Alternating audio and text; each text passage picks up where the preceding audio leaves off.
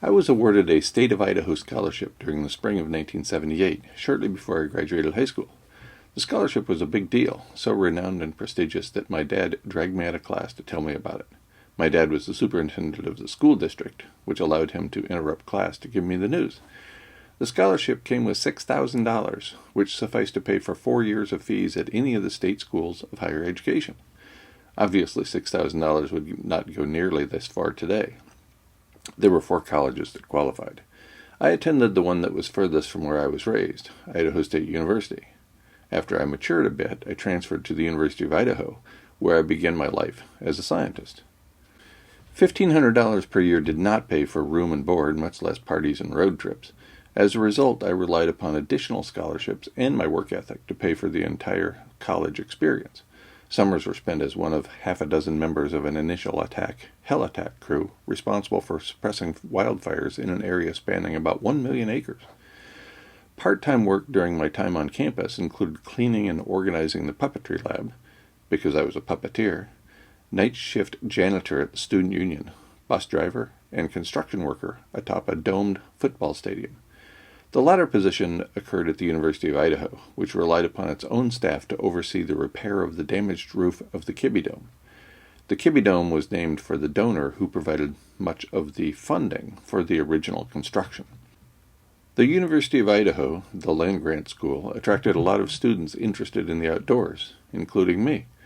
Rumor had one of the adventurous students scaling the Kibbie Dome, pitching a tent, and spending a winter night atop the stadium during the 1980-81 winter.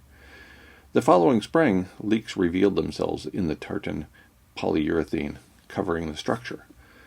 The roof was leaking and the outer layer of insulating foam was in poor condition. Enter university administrators to address the issue. As I recall, the university's own grounds and maintenance department was charged with repairing the damage. They had no problem hiring stunningly unqualified students such as myself to wield circular saws and nail guns in pursuit of cash. In my case, it was a profound improvement in working conditions compared to the midnight janitor at the student union. We were terribly unqualified for construction work, and I was among the worst. Our supervisor was a graduate student majoring in political science. He knew little about construction and even less about supervising disinterested men, most of whom were only a few years younger than himself. We began working on the south side of the roof when the semester began in late August. The south side of the roof was quite hot. It faced the campus golf course, which made us pathetic workers unwilling targets for the student golfers below. While we finished stripping the roof of the insulation and plywood, after that we applied tar paper. Finally, just in time for winter, we then proceeded to the north side of the roof. We would spend the first few hours of each cold winter day spreading salt to try to melt the ice. The poorly planned south to north schedule was hardly the worst of our problems. A 2-inch diameter cable stretched the length of the roof, from end zone to end zone and beyond. Each of us was required to attach a rope to the cable before venturing down the roof to use our tools. I was working near the cable, where the roof had little pitch. Below me were half a dozen fellow workers, properly tied to the rope attached to the cable. In my usual hurried state, I failed to tie myself or my circular saw to the aforementioned cable. I slipped, barely catching myself, but I lost my grip on the circular saw. It tumbled down the roof, rapidly picking up speed as it fell. Following protocol, I yelled, "Saw!" Yes, this sort of lunacy happened so frequently that we even had a protocol. The workers below scrambled east to avoid the saw. The saw, being asymmetrical, turned east. The workers ran west. The saw tracked them. Stunningly, the saw slipped through a narrow gap of humans on ropes. Nobody was hurt. I retained my job. Indeed, not a word was said. It was hardly the first time I had accidentally wreaked havoc on that roof.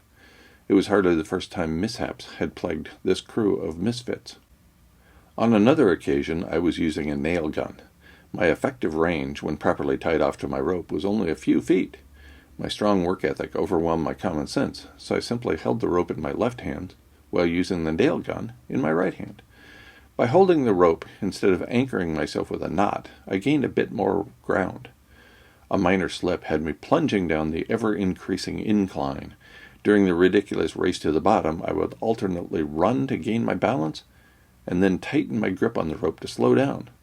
By the time I reached the point where the roof met the ground, I had a badly blistered left hand, and I was running entirely too fast. The sudden stop at the bottom spared my hand from further damage, but left the rest of my body bruised and battered. Note to self, safety first.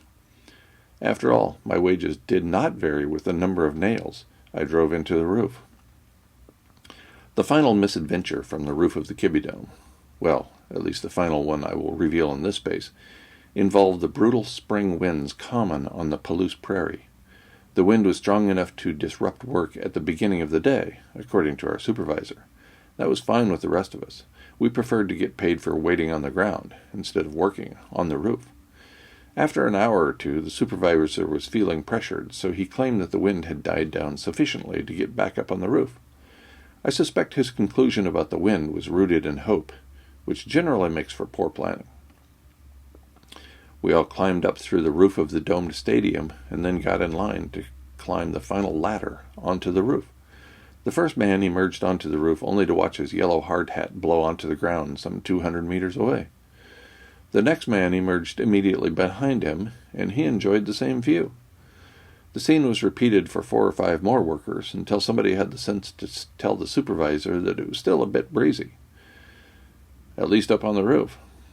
10 minutes later, we were all headed home, paid only for the short time we waited, and then climbed up and back down. For the next month, regardless of the wind, all the plebes overused the phrase inspired by our graduate student supervisor to send us to the roof. Quote, "I'm sure glad the wind died down." End quote. Fortunately, my career took me away from manual labor and into an academic life. I cannot imagine I would have lived this long had I continued my forays into the construction trade.